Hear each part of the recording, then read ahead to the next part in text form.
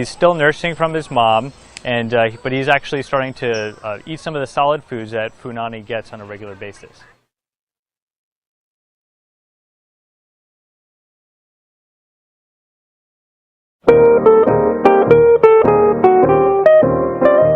So this morning we're out in front of the orangutan exhibit here at the San Diego Zoo, and we're trying to get some great footage of our young Sumatran orang, Aisha. Aisha is almost 8.5 months old. We're seeing a lot of behaviors with her. She's always been very curious about her surroundings and very observant, and she is trying all sorts of food. Anything that she can put in her mouth, she's definitely trying it out. So that's a good thing. But yeah, Mom is now allowing her to take some of the fruit. Fruit is a very favorite food item, so a lot of times Mom wasn't sharing, but now Mom is sharing. Today on exhibit, the orangutans got bamboo and jello in the bamboo.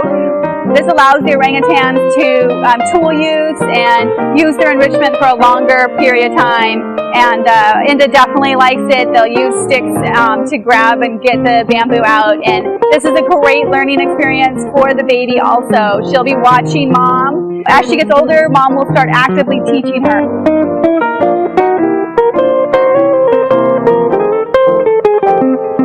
Inda will swing horizontally on the rope. She is really the only orangutan I've seen do that, so it is a behavior that she really likes. So it definitely looks like she's rocking her. So it'll be interesting to see when Aisha gets older if she'll do that same behavior that she learned from Mom. It will be interesting to see if she likes it and becomes an adult that does it too. We will see Aisha leave Mom on her own and climb around the ropes and climbing structure on her own, and then other times we'll see Mom place the baby into the hammock or physically try and put the baby away from her. And that could be a couple of things. It could be that Mom wants her to have more time climbing around and building those muscles and gaining strength and confidence. And it could just be that Mom wants some alone time and it's hot and she doesn't want a baby clinging to her. So it's all kind of just up for interpretation of why she's doing it, but both reasons are very valid reasons. So we're all very excited to see Aisha grow and develop, but it'll be a slow process. Orangutan babies do stay with their moms almost exclusively for 3 to 4 years before they really even start venturing, and up to 8 years before they leave their moms. So it'll be a very slow process.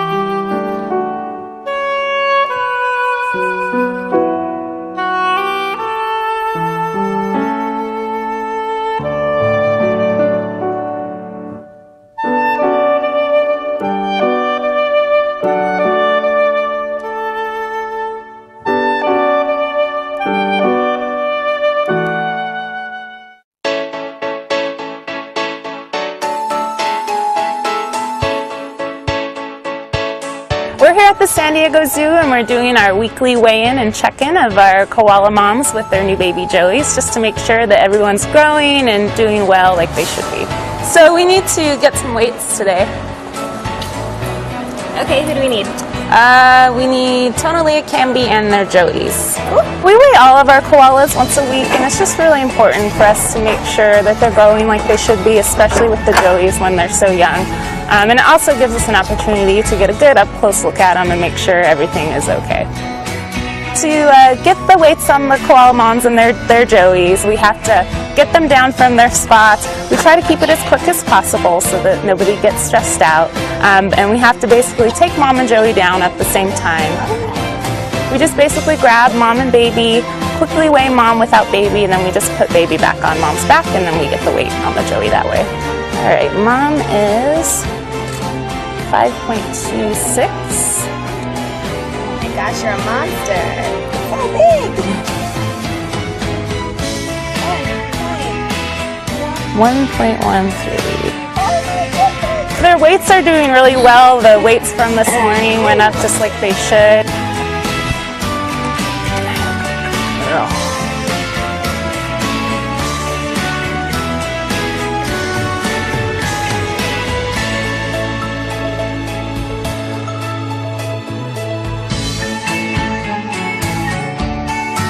So Tonalia's Joey is named Burra, which means big fella, which is very appropriate because he's a little bit bigger than the other Joey. And then Camby's Joey is named Cody, which means boy, since they're both boys, so that's a good name for him.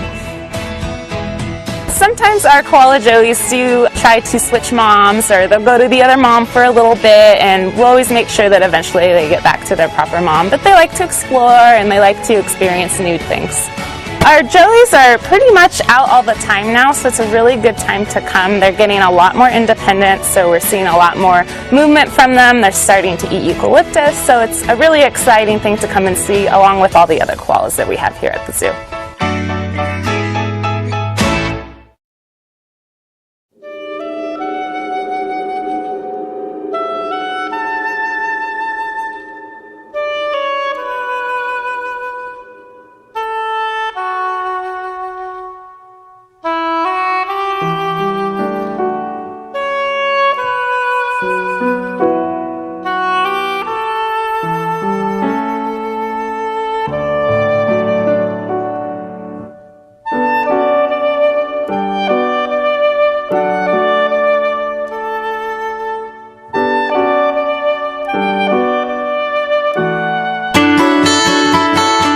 Well, today we're visiting with Shadow. He is a 10-week-old wolf pup, and he's going to be one of our animal ambassadors. And so he'll be exposed to a lot of people, a lot of different interactions. And so our job is to kind of play with him and get him used to interacting with people. He's a lot like a puppy greeting us in the morning, keeping in mind that he is a wolf, but his behaviors are a lot of puppy play. So it's fun to see him bound in, greet us, and we feed him in the morning, get his weight, see how he's doing. So 2 days a week, Shadow gets a bone. He'll chew out the marrow, he chews around it, he carries it around. We have a great time with his bone, and that entertainment lasts for a couple hours, and then we're on to something else. And then we'll give him things to play with throughout the day to keep him active. Plant material like ficus or acacia that he can play with and rip up and tear up. They're very in tune to things, very in tune to scent, and very, very intelligent. They're a beautiful animal. He'll get really large. Right now he weighs about 23 pounds, but he'll get probably 3 times that size. So he's a very impressive animal. You'll notice that Shadow, even as a puppy, has those huge feet and huge ears. And you'll notice even that his nose is really long. Those are all important things for a wolf to have because they key in on hunting. He's spending his 30-day quarantine period here in the nursery at the Children's Zoo, so you can stop by and see him while you're visiting. So Shadow plays like crazy, and he'll run around, chase things, and then all of a sudden it's puppy crash time. He's a lot like a dog in that way, where he's just, you can see the eyes start to droop, and then boom, he's crashed.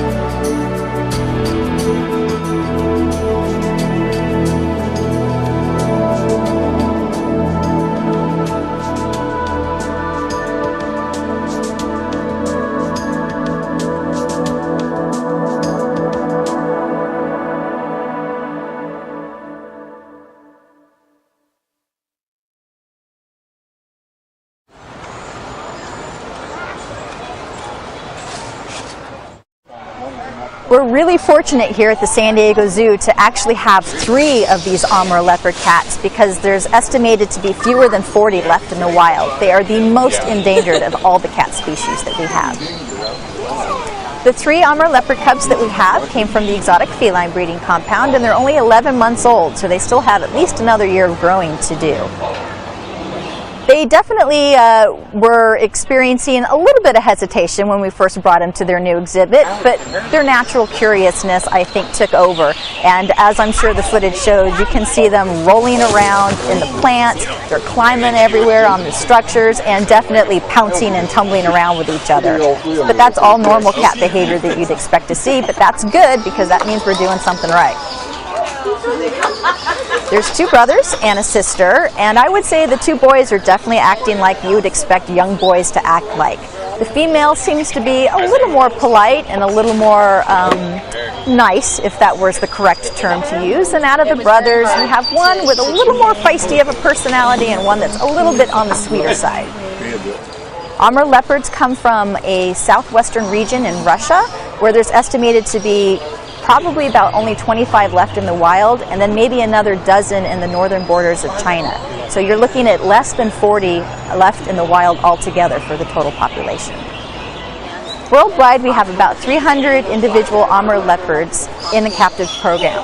Captive programs are really important to mainly increase public awareness about the plight of the Amur leopards and how close they are to extinction. So by having more exhibits available to house the leopards and potentially participate in breeding programs is really important for the species as a whole.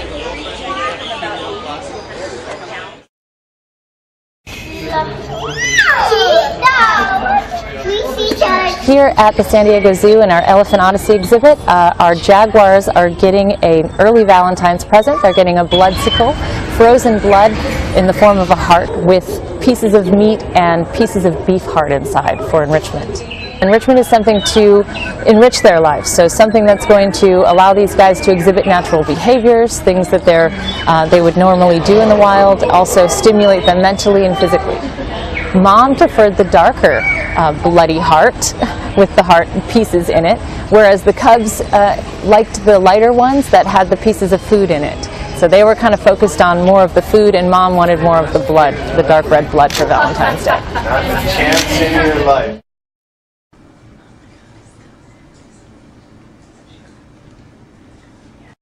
Here at the San Diego Zoo, our female jaguar just gave birth on April 26th to two cubs, and we're very excited about this. We're ecstatic. We haven't had babies here in 30 years. So we have a male and female. The boy is a little tank. They're growing in leaps and bounds. Mom's being a wonderful mom. He weighs a little bit over 5 pounds. The female is a little less than that. She's extremely feisty. The female actually takes after her mother, Nindiri.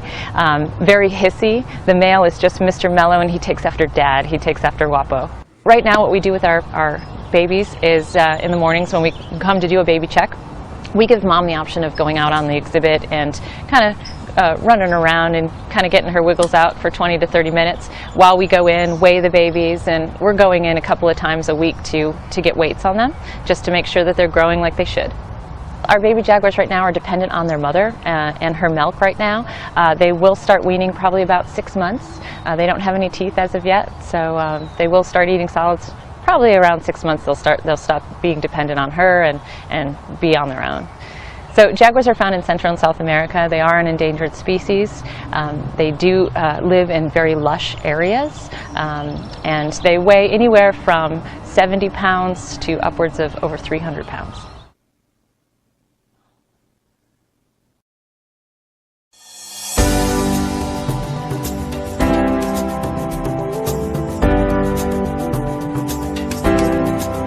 We're really excited because we have a new mountain lion exhibit here at the San Diego Zoo for 2 mountain lions, Kima and Koya.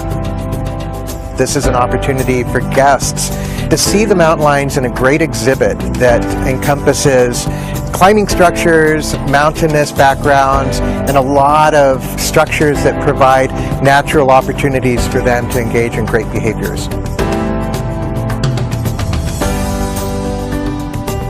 These mountain lions represent a key species for us because they're from our backyard. Not literally, but they're represented in our own backyard. And we have this species throughout Southern California, San Diego, and many other counties here in the state. It's all about animal welfare. What's best for the animal? What kind of exhibit will provide an opportunity for an animal to express natural behaviors. So not only do we have a great exhibit that's set up like this, but we also have measurable ways to account for the success of the exhibit and how it works for the animals. And folks who come in the evenings will be able to see a lot of activity because these mountain lions are particularly active in the early morning hours and in the early evening hours.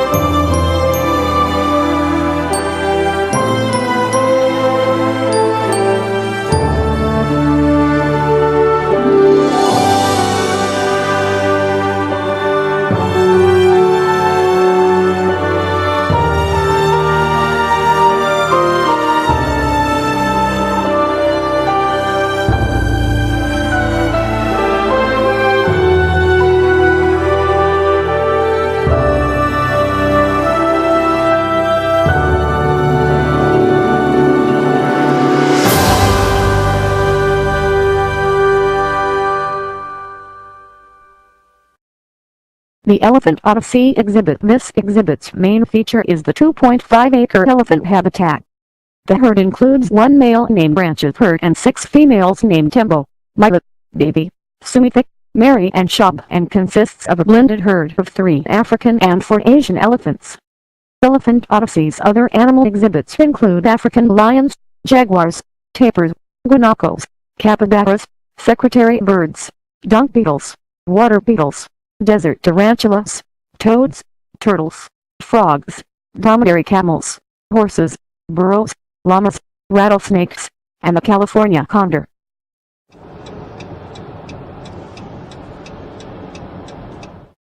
Last night, San Diego Zoo received 2 elephants from Reed Park Zoo in Tucson. They traveled across country by truck and trailer, and they were brought to the exhibit last night and unloaded safely, started eating treats right away from their keepers and settling in. Connie and Shaba came here to the San Diego Zoo to better allow Reed Park Zoo to participate in the African elephant breeding and conservation program. And the San Diego Zoo Elephant Care Center here at Elephant Odyssey is specifically set up to house the middle-aged or older elephants to meet their special needs. She's loud. Got a loud squeak. Yeah, she does. That's great. Connie is a 44-year-old Asian elephant. and Shaba is a 32-year-old African elephant. The two elephants have been together ever since Shaba was 2 years old. She was basically raised by Connie after she arrived at Reed Park Zoo in Tucson. They're both very social. They interact with each other well, and they interact with the keepers well, so I think they're going to adjust here just fine. Good girl.